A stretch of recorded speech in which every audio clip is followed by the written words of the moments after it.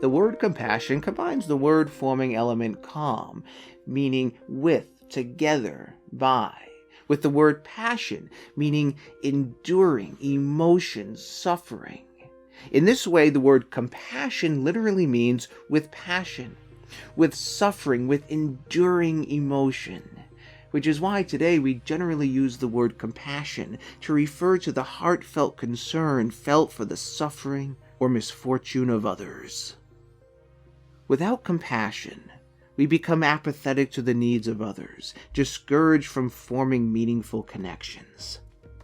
And yet, when we do have compassion, we become moved by the heart, encouraged to foster high-value relationships with the people around us. The question becomes, how are you being moved with compassion in your life?